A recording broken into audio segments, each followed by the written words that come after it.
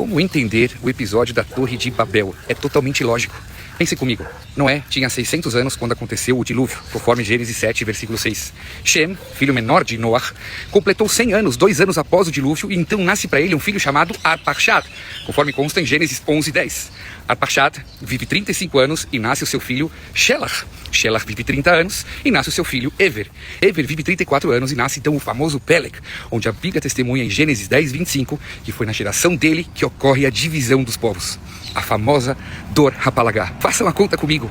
Em um pouco mais de 100 anos, o ser humano que ouviu do enorme poder de Deus com o dilúvio por causa do seu mau comportamento, como ele agora pode ser mais uma vez tão ignorante e acreditar que ao construir uma torre, ele estará colocando Deus em seu devido lugar? Não tem a mínima lógica.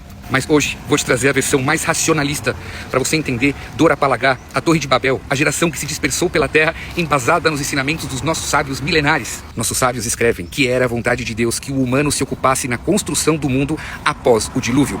Rabi Haim Ben Attar, sábio marroquino que viveu no século 17, escreve que a vontade divina estava a dividir o mundo em 3 partes. 1/3 habitado pelo humano, 1/3 deserto e regiões desabitadas, 1/3 águas. Ele se apoia em Isaías, capítulo 40, versículo 12. Esse 1/3 habitado por humanos, Deus queria que fosse de forma espalhada pelo globo terrestre. E por quê? Porque Deus enxergava que o mundo saudável só funciona tendo cada povo construindo a sua cultura, a sua terra, a sua moeda, a sua língua, a sua economia.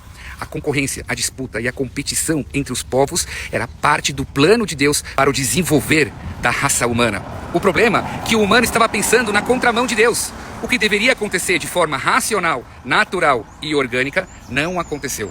Então Deus separa as nações de forma abrupta. Vamos entender o que passou na cabeça dos humanos naquela época.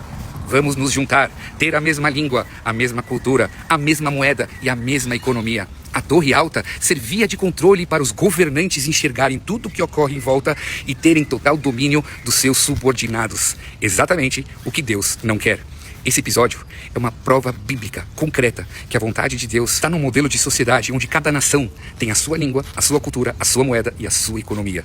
Pessoal, como esse assunto é atual, quando a gente vive hoje tentativas de governos se unirem para criar uma mesma moeda, como é a ideia do governo brasileiro com o BRICS, uma forma de controle em cima de uma grande quantidade de pessoas para enfraquecer as moedas específicas de cada nação. Não adianta, a história se repete, porque foi exatamente isso que pensaram os governantes na época da Torre de Babel e que Deus foi contra. Amigos, a Bíblia nunca se tornará arcaica. Ela é um ensinamento moderno e contemporâneo para se tirar conclusões e tomar boas decisões em prol da humanidade em todas as gerações.